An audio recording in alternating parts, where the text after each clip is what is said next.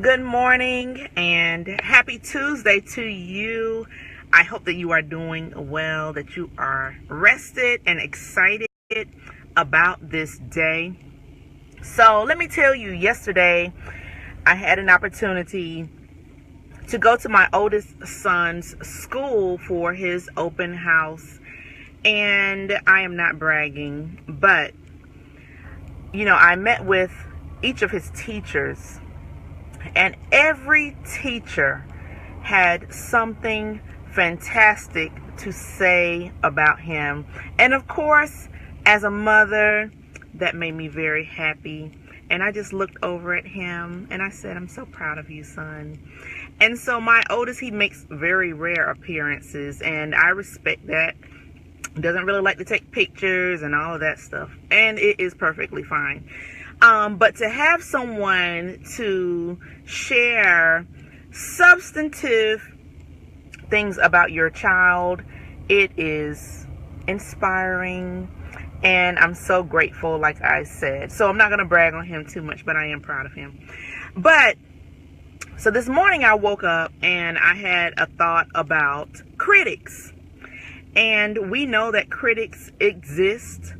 There are famous critics who people really admire and support and look to them to provide really good feedback about different things. You have critics in movies, critics for music and art and restaurants and hotels and all of these things. People, they actually make a living providing you with substantive feedback that is going to help you make purchasing decisions or whatever, travel, whatever, right? So I thought about critics, and critics in the context of gossipers and meddlers and people who are in our lives who may be watching us, and how they respond to our life, how they can sometimes be in a position to give very valuable feedback, but then sometimes some critics, all of the feedback is completely negative. Now, there's not a perfect person on earth. When you go into a job interview, sometimes they will ask you, what is your strength and what is your weakness? Do you know what your strengths and your weaknesses are? I think that it is very important to know what your weaknesses are, because you can work towards building those weaknesses or improving them and strengthening them, positioning yourself around people who can help fortify you in that area so that weakness can become a strength, right? So think about your weakness. Now, let's talk about critics. And so the title of this blog is, Do You Allow Critics to Dine at Your Table? Now, I'm going to tell you that I have some friends who I love very dearly. We walk so closely together that they know me well.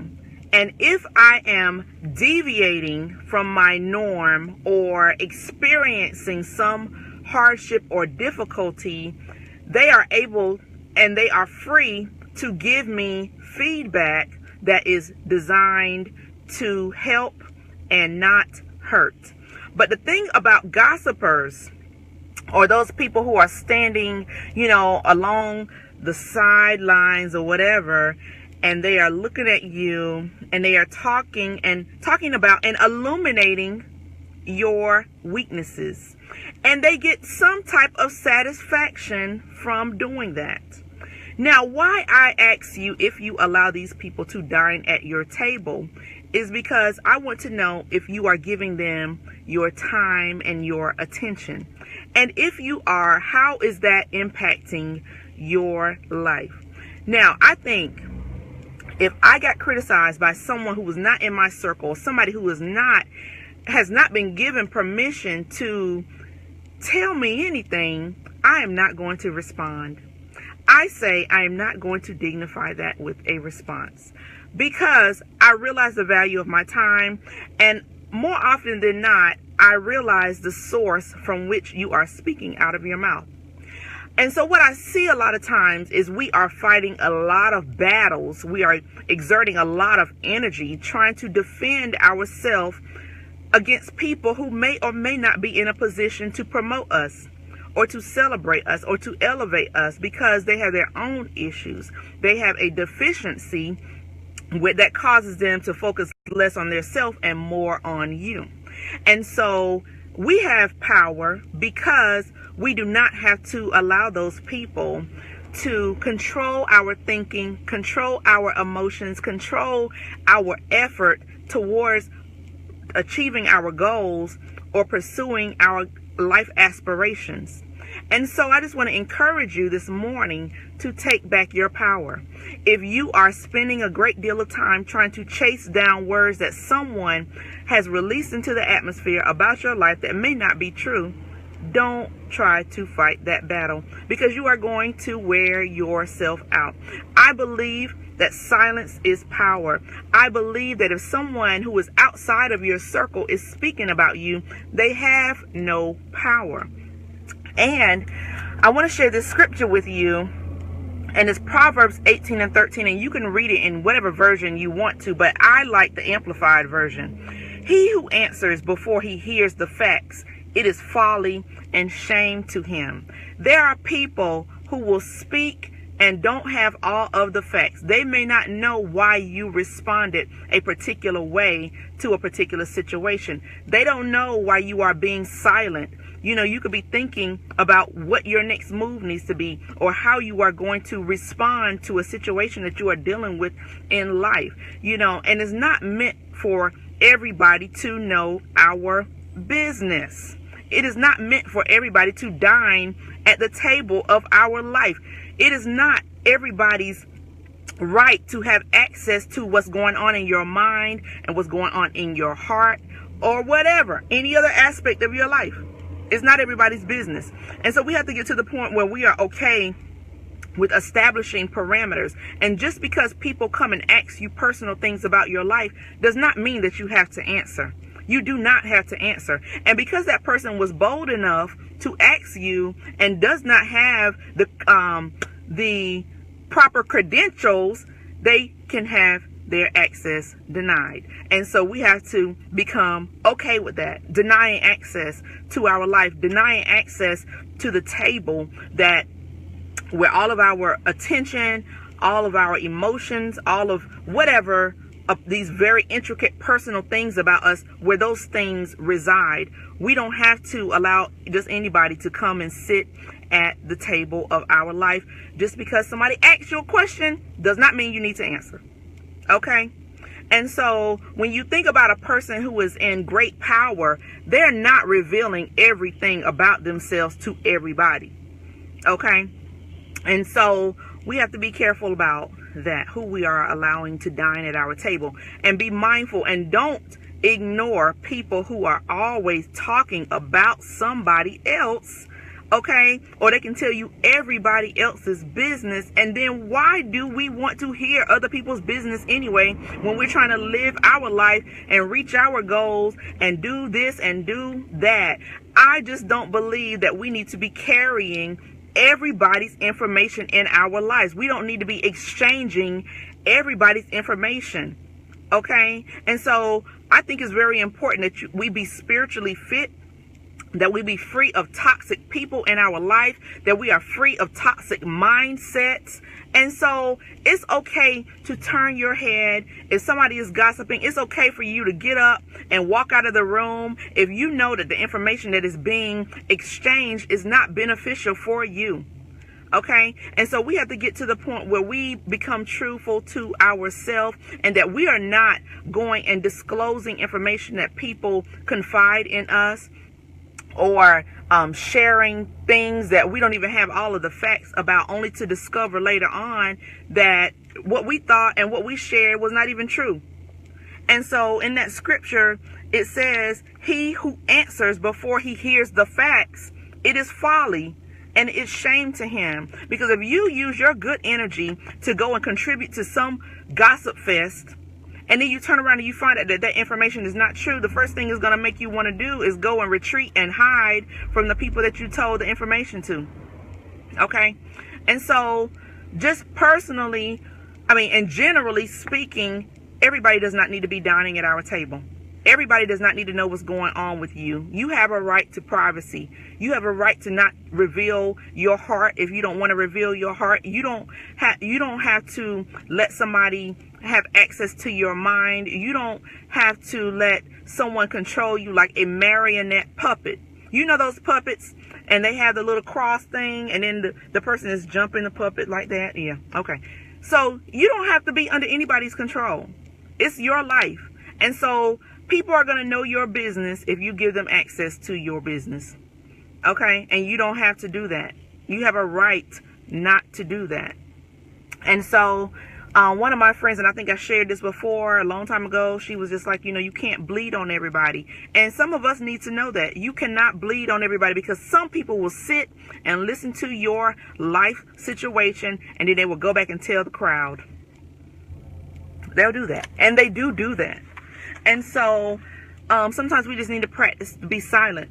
And if you really, really need to get something out, you could journal about it, pray about it, or ask God, to send somebody who you can confide in. Some people go to counselors. Some people go to psychiatrists. Some people go to psychologists, or whatever. But whatever you need to do to keep your information safe and from being spread out all over the place, you just need to position yourself to do that. Don't let everybody dine at the table of your life. This is why I like to keep my circle small. And if there is any leaks, I know where the leaks are. We need to be just that tight about our personal life. Point blank. So who's dining at your table? Good morning, y'all. Good morning. Yes, access denied. Seriously. And so we need to be careful and cautious, because the way the world is going, information, it gets disseminated very easily. But you can keep your private life private. It can be just between you and God, or between you and those that in your circle who are going to keep your information private. And so what also happens is, like, if you are going through something emotionally and you're very vulnerable in that moment. And if you're vulnerable, you don't need any additional stresses on your life. And so don't share things with people that you don't want repeated. And then someone told me one time, if you're talking, you might need to talk low and slow, because some people have become very well adept at hearing your whispers. So talk low and slow, because people thrive on other people's information for whatever reason. I don't know. Oh my gosh. Help us, Lord. So don't let everybody dine at your table. That's what I have to say to y'all today. And keep your personal business private. Okay? Keep it between you and God, or you and your circle. Keep it small. Keep it tight, because if it's tight, it's right. Okay? And that's all I have to say today. I hope that you all have a wonderful day. Let me see some of these comments. This is good and true, and they will use your testimony against you. That is so true. I ain't gonna go there, but hey, you said it. It's true. Good morning, good morning, good morning. So access denied, and it's okay for you guys to deny access. I love y'all. All right. Yeah, they need to get their life. Cynthia, it's so funny because I can hear you laughing. All right. So, I'm going to go. Thank you. Good morning, Sister Brenda. I love you. Give Sister Tanya a hug for me, and Sister Adrienne. Good morning, Cousin Danielle. Have a blessed day to you too. I love y'all so much. Hey, share this video with somebody. Okay? Because I pray that every word that I speak, that it blesses someone's life, that it enlivens them and it enlightens them. And it's okay, like I said, to just be silent. But people need to hear this. Even me, I need to hear it, because I have had to learn the hard way. I have confided in people before and shared some very deep things. And guess what? I think it made the newspaper. But anyway, I'm better. So I bless God for that. So share this vlog with your friends, with your family, with your social media buddies. Okay, and I pray that all who see it, they are blessed today, that you will make a conscious decision to not allow everybody to dine at your table. They need to be credible, they need to be vetted, they need to be trustworthy, and you just need to know who's sitting at the table of your life, listening to your life story and those very intimate details about you. Okay, so I love y'all. I'm gonna go so I can get ready to start my day, but I will talk with you soon tomorrow. All right, take care. Bye.